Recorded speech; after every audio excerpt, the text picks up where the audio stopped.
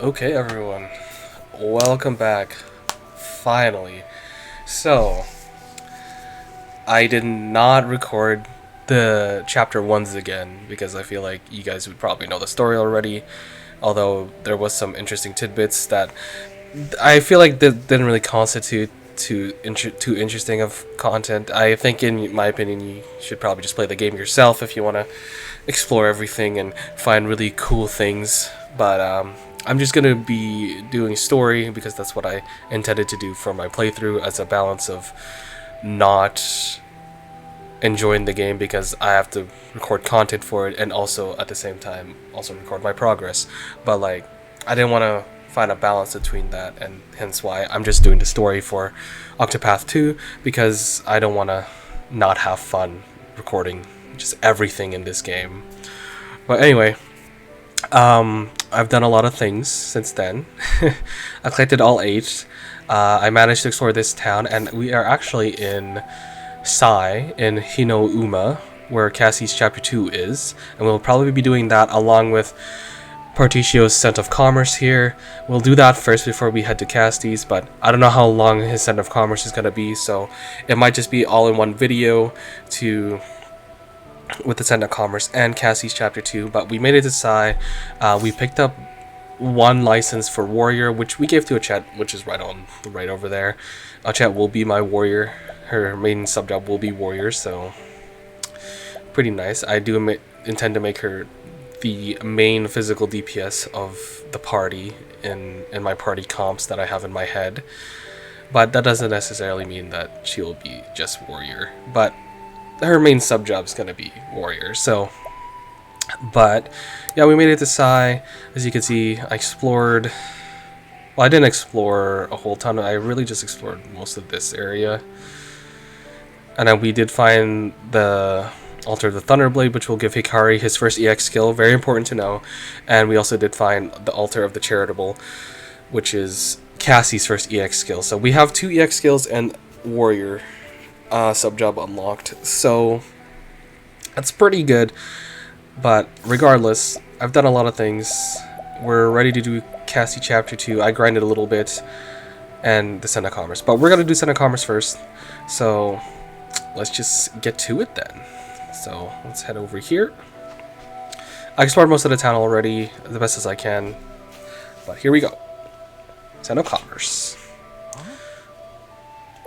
Gotta set it on autoplay. The emblem drawn on that cart. It can't be. Is that the crest of the legendary merchant Masood?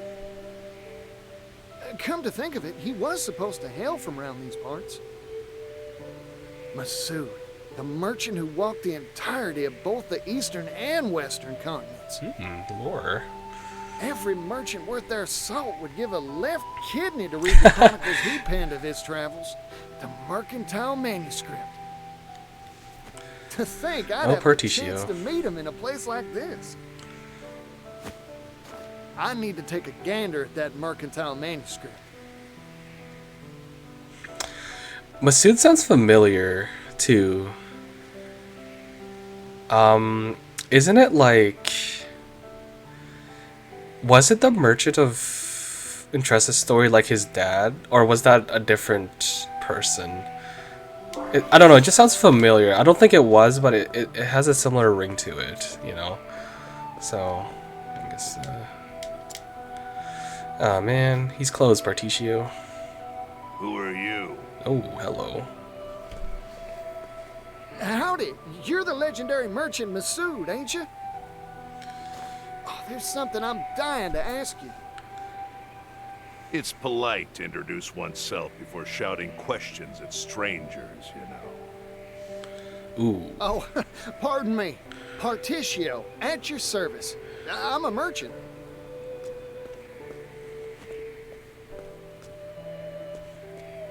Oh, I thought he was gonna ignore him So? and walk into the thing. What does Partitio the merchant want with a retired old man like me? Oh, I've heard stories about you ever since I was a chickadee. Like that time you struck a deal with that horde of bandits, or when you saved that little kingdom in the west from famine. Oh, yeah, and when you scuffled with the royal family? That story stuck in my old noggin. But are they true though? I asked you what you wanted with me.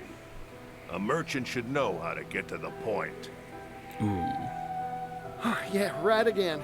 Sorry, got carried away. I'll cut to the chase. Let me read that chronicle you penned. The Mercantile Manuscript. No. Now leave. Huh? Don't make me repeat myself. I have no obligation nor reason to let a nobody like you anywhere near it. Ooh. Ooh. Nobody? No, listen here. That's hurtful. Besides, even a nobody's got a nobody's pride. And if I may toot my own horn, I've got some merchant chops to my name. Oh, you do you? Then I'll give you a test. Ooh. Prove your worth to me, old nobody of supposed talent. This is what I'm talking about. You got yourself a deal, fella. How's he gonna prove himself? What's he gonna do? As a merchant, there's one treasure I value above all else. Money! I'm just kidding. Bring it to me. Bring it! What? Huh? That's awfully If you vague. profess to be a merchant, the answer should be obvious. Oh boy.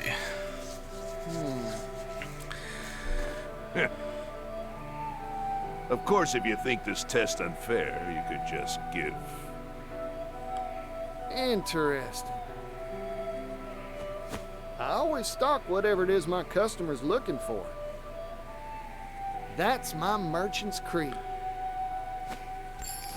I promise, I'll figure out what your treasure is, fella, and bring it right here to you. Ooh. What could it I'd be? very much like to see you try.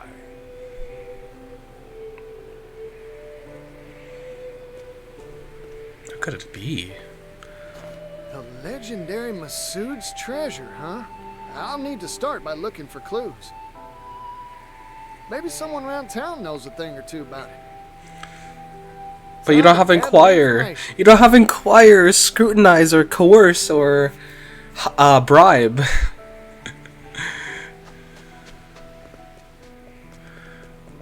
Oh, it's a side quest. Oh man. As a merchant, there's one treasure. Bring it to me. Oh my god, what could it be? Is it actually a side quest? No, it's not. Bring it to him. Oh, lady, I've never seen you before.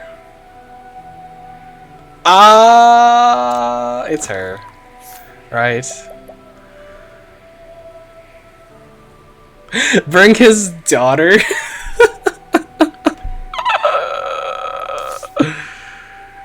Is it his daughter? I wonder. Okay, we'll explore a little bit more here. I'll give you a second. Yeah, it's his daughter. That's so funny. Bring it here. Oh my god. Alright. Oh wait, it does need to be nighttime though. Wait, I can inquire her.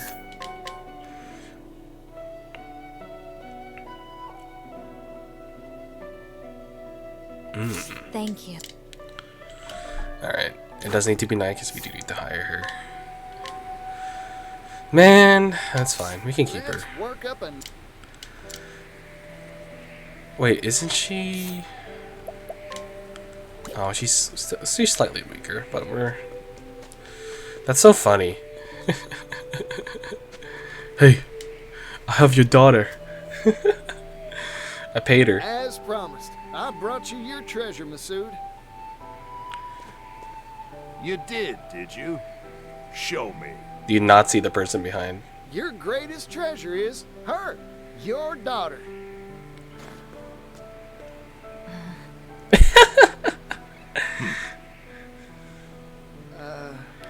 Is Partitio correct? Incorrect. Try again. Bruh. That's messed up. It is true that many value their family above any jewel or gem. But that is not the answer that I am seeking for this particular test. Better luck next time. Bruh.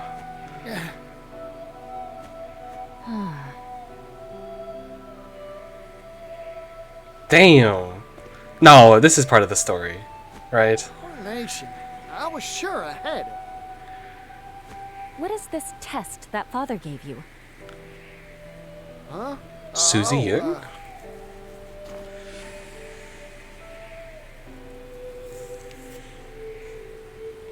Ah, what father meant wasn't his treasure in particular, but what a merchant treasures most.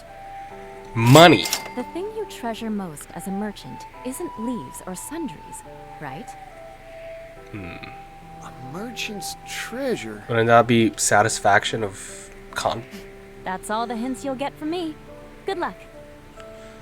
Oh man, that sounds like Susie Young. Sounds like Eula from What Genshin do I Impact. treasure as a merchant?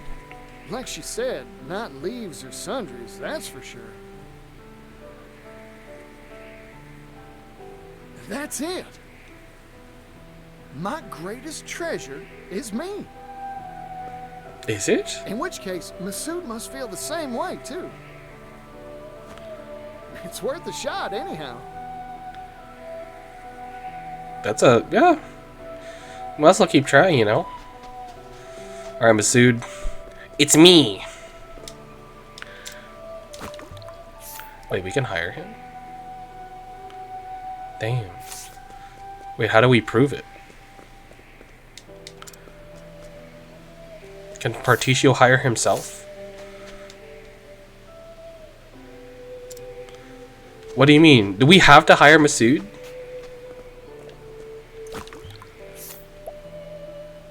It's so expensive, dude. Okay.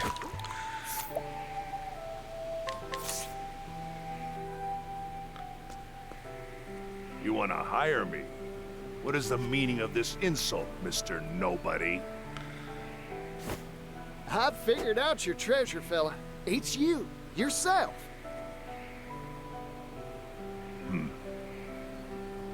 You asked me to find the treasure you value most as a merchant. I figure every merchant's got one treasure they set store by above all 5,000, damn. connections they've built, book learning, and experience. All these things are far more valuable than any material object, leaves included. Or am I wrong? Well, I guess let's see what he says. Correct. I'm surprised you got it.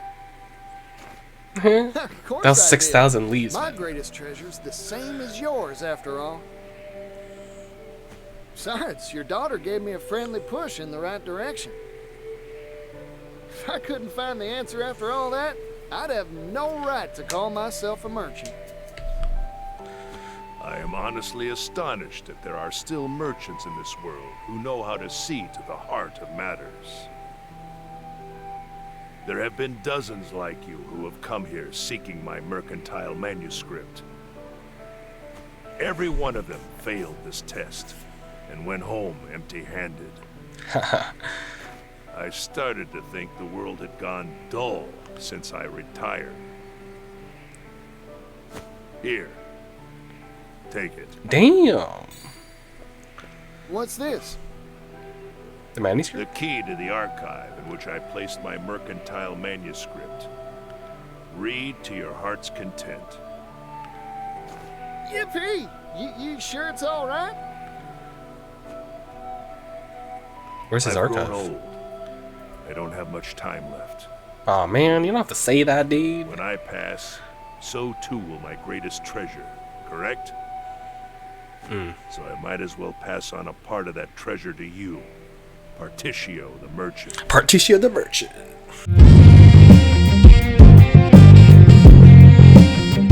There's some treasure of End those credits. who came before you.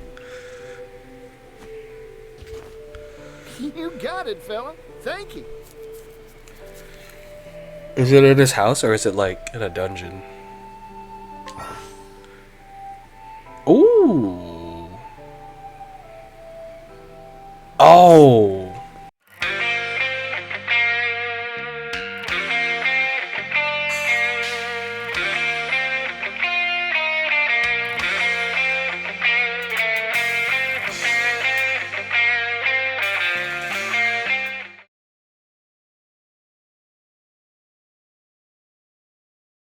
Demihumans are creatures that resemble humans and yet are entirely different beasts. There are 8 major types currently known. Oh, the vertimus ratkin, the reptilian lizardmen, the avian birdians, the amphibian frogans, the simian apes, the subterranean moles, and the feline cait, and the cephalophodon octopuffs. Demihumans have displayed a propensity for much higher levels of intelligence than monsters and are known to employ tools to some extent in their daily lives, and yet to this day their origins remain shrouded in mystery. According to the histories, they simply appeared one day as if by magic throughout the world. Ooh. Interesting lore.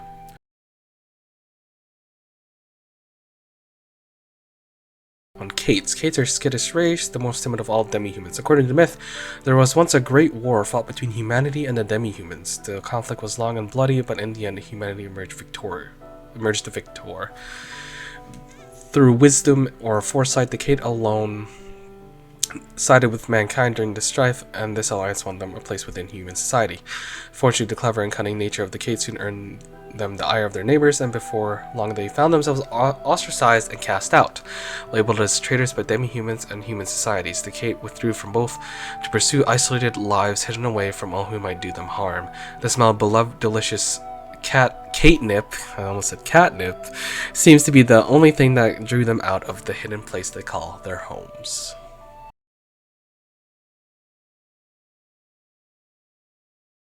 Octopuffs are the most independent of all demihumans and are the only ones that chose not to participate in the mythological war between humanity and demihumans. They are known to prefer travel to battle, and it is said that they only stop their wanderings when their time on Earth is over. There are many superstitions surrounding the Octopuff. Their passion for travel and idealistic search for paradise have led them to believe they are symbols of good fortune. There are even rumors that only those of pure heart can encounter them. Of course, adults who have long ago lost innocent childhood can still employ cunning to improve their odds of encountering these rare creatures. Octopuffs favor small dark spaces and so the shrewd use of octopuff pots to draw them out. Ooh.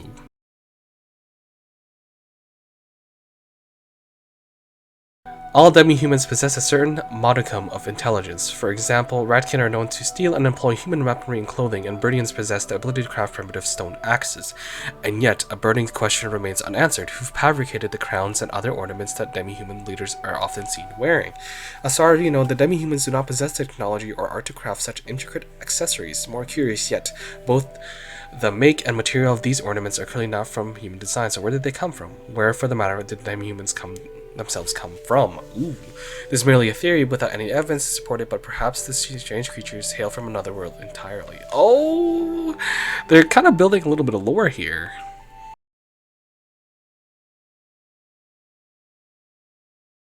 Guarding the town of Stormhill in the Winterlands is the Great Wall, a colossal structure that has long kept the town safe from external threats. A local legend states that a massive fortification was raised in a single night by the gods themselves. Sturdy and strong, yet intricate in design, it is clear that the wall is indeed a feat of engineering beyond what modern civilization is capable of. The legend of this wall continues thus: the Great Wall is merely one small segment of some greater fortress, and the central citadel lies deep underground. Many archaeologists have spent years attempting to uncover the hidden redoubt to no avail. More curious is the event that occurred some 820 years ago. An enormous cavity suddenly appeared in the Great Wall, though none know who created it or how. Later, the name of the Pit of Darkest. It was the catalyst for a conflict between the fallen kingdoms of Fajal and Delstash. This struggle would be later known as the War of the Great Wall. This has to be with the gods, right? This has to lead into the story of the endgame, right?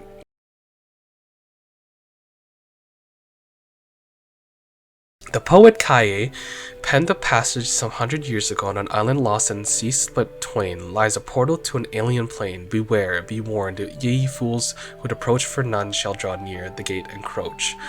When Caits first published this passage, it was assumed this island was a mere figment. The product of a poet's overactive imagination. However, in recent years, Kai's less well-known history as an adventurer has come to light, and scholars have begun to debate whether his poems were not fantasy, but in fact the annals of his travels. A warning for those who read this entry: though the existence of a portal to an alien plane seems preposterous, we must remember that what seemed impossible yesterday becomes common sense tomorrow. Sneer on what you don't understand at your own peril, for one day you may find yourself the wrong side of the truth.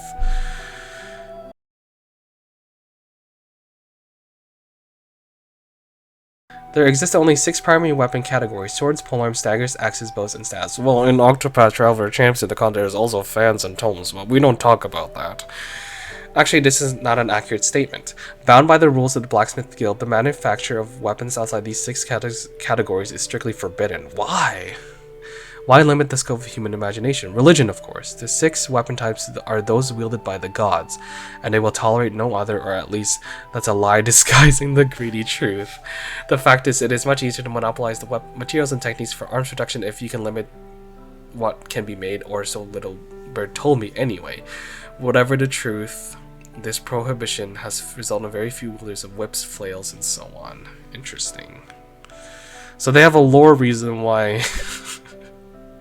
it's kind of dumb to explain it.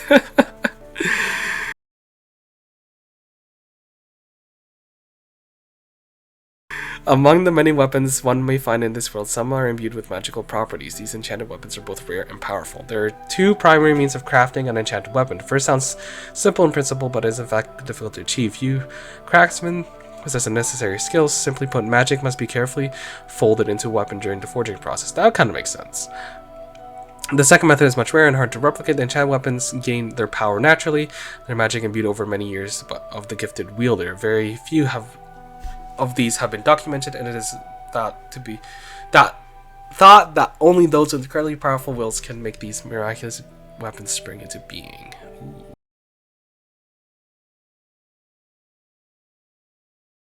What is ornamentation? Ornamentation, literally interpreted, it refers to ornaments worn for fashion, like a big floppy garish hat. This assumption is a common one, but is in fact erroneous. The truth of the matter is that true ornamentation refers only to special jewels crafted by dedicated sacred craftsmen. Only a handful of leaders are permitted to wear these ornamentations, partly because many of them are unique magical properties. Prime examples of this would be an amulet that protects against offensive magic, or a necklace that would increase the ability. Okay, so these are your accessories that you wear. Unfortunately, the knowledge and techniques to craft these potent relics are slowly being lost, and their rarity is only bound to increase in the sands of time continue to fall. So we're losing all this cool stuff, dude.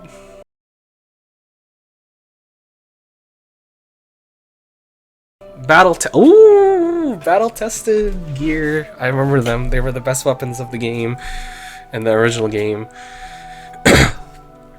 To the victor go the spoils, a long-standing tradition adhered by those who live by the sword. The stronger take from the strong, until the last day when the ultimate warrior and ultimate weapon are united. When a weapon has triumphed over countless foes, remaining undefeated in the hands of a skilled wielder, it becomes known as a battle-tested ornament. Now, nowhere it is written that these ornaments must be a masterwork weapon crafted by a renowned smith. No, these weapons are forged in the fires of battle. As they taste the blood of immovable mighty warriors, they awaken to a greater power with the dwarves that of their humble origins. So he's saying any weapon could become battle-tested. But wouldn't they break eventually? Like...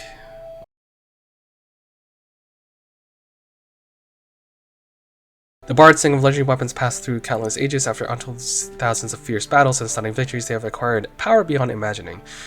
A sword that can cleave the sun, a spear that can pierce the moon, a dagger that can send all stars in the sky tumbling down, an axe that can split the earth in twain, a bow that can transfix the heavens, and a staff that can call upon calamities untold. Oh, I hope these weapons are in the game. They sound OP. Of course, these are mere turns of phrase exaggeration, though not still very few known of true power of the battle-tested ornaments. Why, you ask? Because most of these weapons have long slept in graves beneath the soil. Oh. Well, we learned about the Underworld now, so I wonder if these are just in, like, in the Underworld or whatever.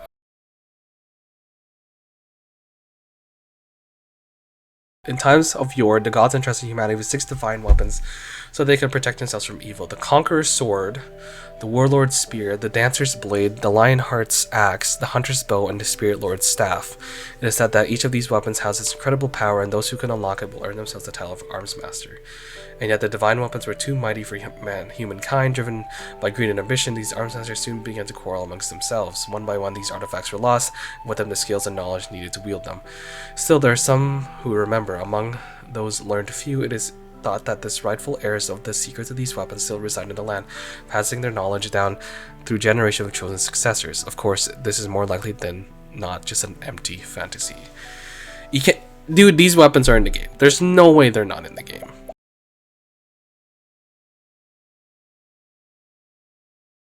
Grapes, delicious grapes, to heal the body, while the tart juices of the plum revitalize the spirit. These 2 restorative fruits are ubiquitous throughout the world, yet there is darker side to these innocuous seeming treats. According to some myths, their cultivation was forbidden by man by the gods themselves. There are many tales why, but 2 stand out above all else. Firstly, the devilish liquid called liquor could easily be made from their juices, and the gods do not look with favor of those who drown themselves in drink. The second, most widespread story states that they were prohibited because of how easily they could be turned to be tools of war. Whichever of these myths may be true, it seems that humanity has broken its sacred promise with the divine.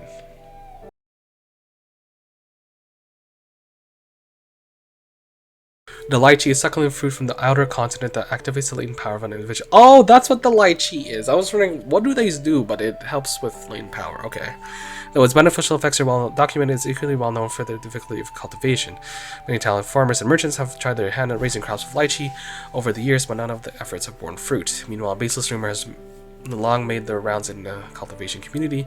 According to some, the lychee must drink the blood of a human to reduce its yield. It's a sinister story, has been the case of many tragedies, as unscrupulous fools seek to write the fortune of their victims' blood. Because of this, the lychee has earned itself a palatable appellation, the vampire fruit. Ooh, I wonder if this could be connected to Cassie's story. Blood sacrifice.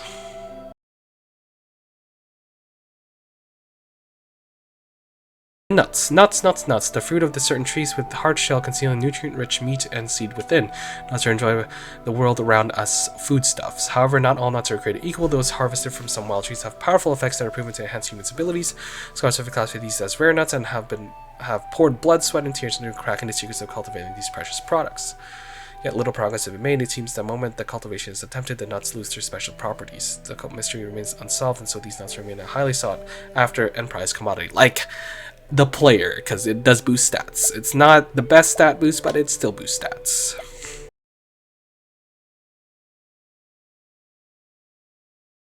Concoction is the process of which 2 or more materials are mixed together to craft medicine. Legend states that it was Dodr the Charitable who bestowed the holy art upon humanity. The truth is more impressive by far. Generations of healers have, through trial and error, discerned the medicinal effects of plants, seeds, stones, and more. They mix, brewed, and ultimately test their concoctions upon themselves, a testament to humanity's bravery and sacrifice to the pursuit of knowledge. I mean, it's true. If we don't know what it does, someone has to test it at one point. Concoction, however, is not simply knowledge of ingredients' properties. No one skilled apothecary must know how to judge a patient's symptoms and measure the correct amounts to treat their ills. Yep. As such, any apothecary able to mix 3 ingredients is a master of the craft, and anyone who can mix 4 can be considered a genius. Though it is not impossible to mix more than this number, the monumental feat is almost unheard of. Cassie can do it. Cassie's very experienced.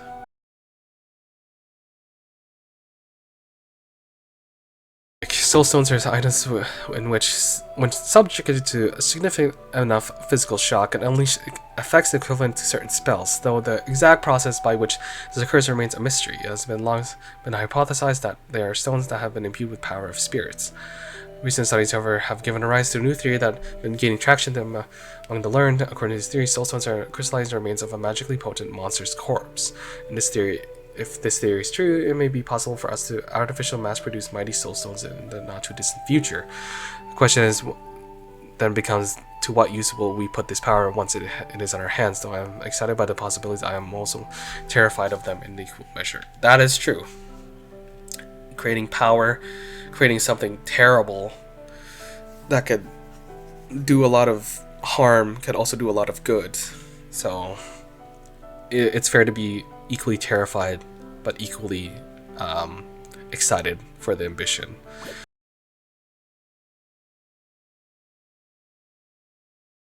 There are many afflictions which can plague a patient, but each requires a specific herbal remedy. Confusingly enough, the herb used to treat all the standard gamut of ailments is called the herbweed. It's so funny. The use of herbs effects can vary greatly depending on how it's prepared. Taken in one sense, it shows how precious the medicinal plant is. Taken in another, it shows just how simple the human body's makeup can be.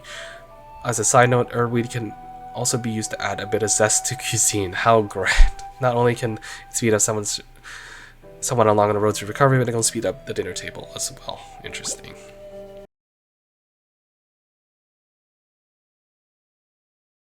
In the arid deserts of the Hinouema, having a good water bottle can mean the difference between life and death. To better store and preserve every loss of precious liquid, the people poured much of effort into perfecting the art of bottle crafting. Among all the many types of bottles, there are crafted by the renowned Red Cone clan are the finest. Manufactured through secret methods, they are unmatched by their lightweight construction and durable frames.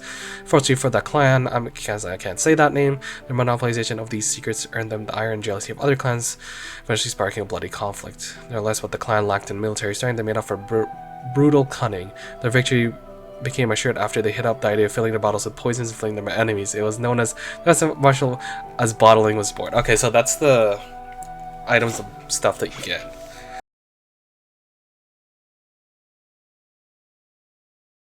So this is Ochet's thing. Beastlings are tenacious hunters known to stalk their quarries for days on end. Their vocation requires not just skills at tracking and felling beasts though, but at preserving the meat of the prey as well. The earliest developed methods of preservation were simple. Salting and drying are easy and effective. Eventually, tired of the same old fare, these were sought to be tastier techniques.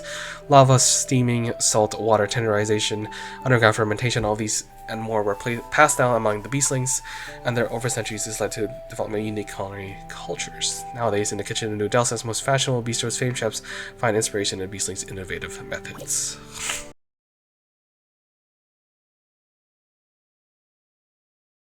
Oh! This was the most important. Why is it called Leaf? Why is it called Leaf? So, I'm actually most interested in this. Herbweed, a miraculous plant required to craft a variety of healing herb, its discovery revolutionized medicine and has saved the innumerable lives, earning the epithet the plant of the gods. Fortunately, herbweed is notoriously difficult to cultivate and only grows natively in a few limited regions. Because as the apothecary art advanced, so did the value of the rarity of the irreplaceable ingredient.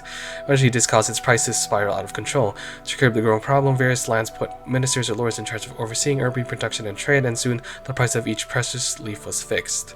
This stability eventually led merchants, commoners, and nobles alike to begin using leaves in place of other currencies. Disputable though this is, it is widely believed the origin of leaf as a common parlance for currency originates from this time. Okay, that's cool. That's cool. I like that. I like that. That's a cool lore connection.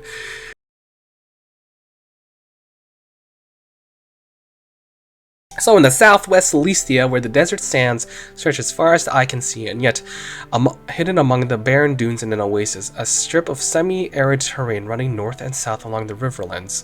Here the soil is fertile, and barley and corn can be grown in relative abundance. Countless wars have been waged over the water and resources of this region, and not a few kingdoms have risen and fallen in place over the centuries. It is also known the legends of the priestess Kagura, the conjurer goddess, have survived and been passed down.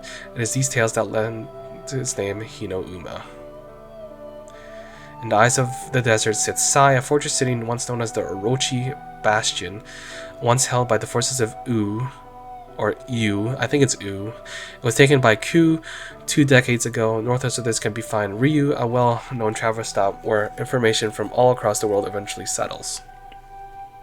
One might be surprised that many blistering short names like Ku and U are common to the desert regions. Locals say the propensity for brevity is because the longer the mouth flaps, the more sand finds its way in, but the truth of the matter is unknown. I like that fact. It's cool.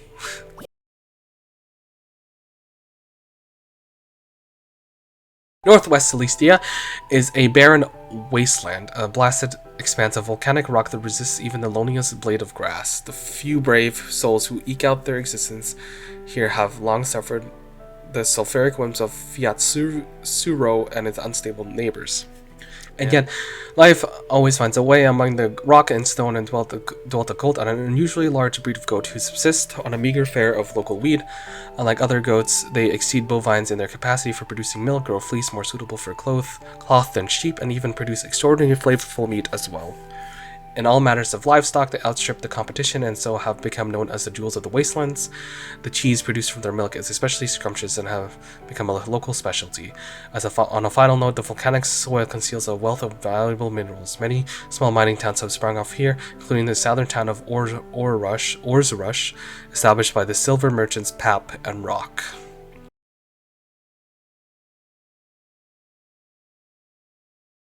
Western Solistia is the home to the small lakeside kingdom of Timberrain.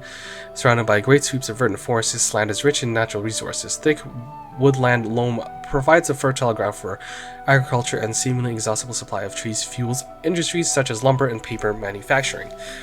The small village of Cropdale is famous for its raspberry and peaches, and its fruit pies are widely known to be especially scrumptious. That being said, this rural settlement has an abundance of peach-centric cuisine, peach jam, peach juice, peach salad. It's a bunch of peach foods, if you can just see already. Some might say Cropdale's an overdone of peach dishes, but that's simply because the locals just can't decide on a favorite. I would just get tired of eating peaches all the time. I want variety, man. In the south of this area, one can find the town of Wellgrove. Though it's grown wealthy through its brisk trade with the resource-poor desert regions further south, the disparity in this wealth has created is the seed for ceaseless conflict and turmoil along the border.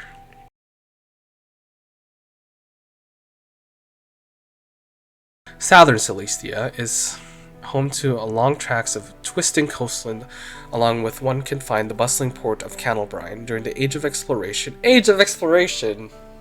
Sorry, I'm relating it to history now. Roughly 100 years ago, ships launched from this town's piers would discover the sea routes that led to the eastern continent. Cannelbrine's symbol is the colossal lighthouse which guides ships from all corners of the world safely into its harbor. Erected roughly 20 years ago by a cadre of engineers who fled the destruction of U, it boasts a unique design. Special ore was polished to a mirror sheen and fashioned into a reflector plate, and the light it emits can supposedly be seen all the way in New Delsta. Really? That's a bright light, dude. Today, Cannelbrine's church is an important launching port for proselytizers and evangelists who have come from the eastern continent to spread the teachings of the sacred flame.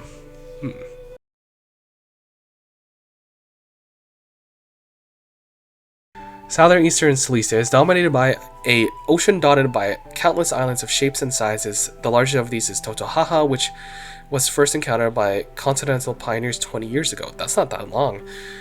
And its western reaches reside the Beastlings, a petite people with fluffy tails. On the east side of Toto'haha lies the town of Chopu-Hopu, which established by the first continental pioneers to settle on the island. The harbor town's proximity to Delta caused it to be developed as a resort for the wealthy. In addition, it produces many luxury goods such as delicious coffee beans and now serves as an important stop along the trade routes between the eastern and western continents. Since ancient times, the Beastling have long referred to the island to the northern of the two islands as Haha and the southern as Toto. However, ever since the local festivals celebrating the bonds of the family and prosperity of the entire Beastling race was established, the names of both islands have been combined into one Toto'haha. Oh, that's cool. So Toto is in the south and Haha is in the north.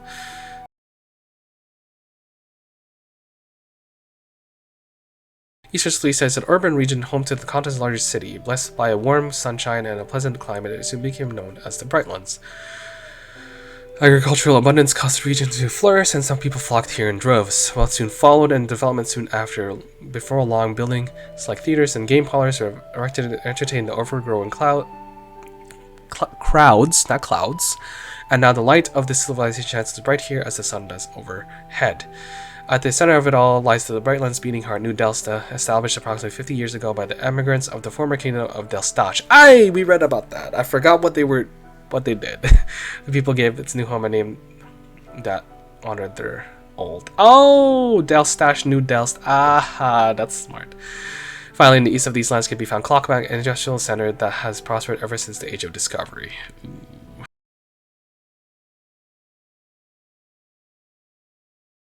Northeast Solistia, a land of mountains and hills. Perched atop one stone arises Aelfric Cathedral, the center of this sacred flame faith. Adherents of this region tenets have worshipped the sacred flame that the cathedral houses since time immemorial. An ancient record dated 1,500 years ago makes mention of the sacred flame's veneration continuing since the misty days of the past. So they've been there for that long, as the earliest text and stuff they could find. So that's interesting.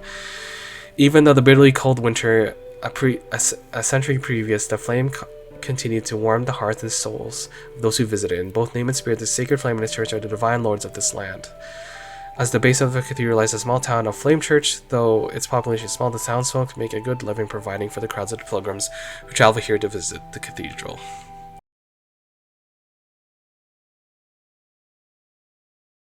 Northern Solistia is a frozen place of snow and ice. Its capital is Stormhill, a mountainous city that houses the Sacred Guard. Established roughly 380 years ago, the Sacred Guard was the brainchild of Archbishop Kinchler. After the cold snap that assailed the eastern continent in the previous century, the order established its headquarters here. To this day, this holy organization's mission remains unchanged to uphold law and order across the continent. It is said that Stormhill owes its existence to its guardian Glacis, residing at the sacred peak of Altahi. It is thought the Glacis put an end to the cold snap that nearly spelled doom for all who lived here. Travel towards the coast, and you will find the fishing town of Cape Cold. Great hauls of salmon, trout, mackerel, squid, and more are brought in almost daily. In addition, many who dwell here work in agriculture or textiles, and lately a hardy species of cold-resistant barley has caused quite a stir. Interesting.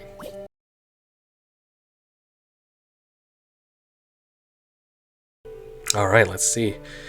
The farthest edges of the four corners of Solistia are detailed on no maps, called the Outer Continent. The reasons why these vast stretches remain unexplored are many: impassably high mountains and deadly currents, to name a few.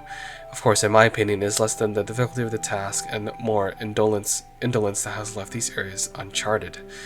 Think about it for a moment. Ku is at war with some unnamed kingdom or kingdom to its south. Immigrants from some unknown eastern locale walk the streets of New Delsta. Fruit from the west and textiles from the north are smuggled onto our lands with abandon. The unknown is a place of magical appeal to me. What sights are there to be seen across the horizon? What strange music, what surprising smells, what fascinating spices and cuisine to tempt my taste buds? All of these draw my curiosity, but more than that, all offer unimaginable opportunities for a merchant with business savvy and a healthy wanderlust. I hope the leaders of our land move quickly to pen maps of these mysterious lands in the Outer Continent. Outer Continent, a poor name for a universe of possibility. We are prisoners in a tiny cave called Solistia, satisfied by the shadows cast by the light that streams in from the walls which confine us. So people are traveling, but they dare not to chart outside of it, which is weird because in our actual history, people want to know. People are curious. We are just naturally curious people. So I feel like it kind of goes against that. So, but I think that concludes the commerce. So I didn't realize it would be just a whole lore drop, but I think that will probably make for most of this video. It's more just a side video about me talking about the lore and reading it and finding some interesting information. You definitely don't have to watch through all of it.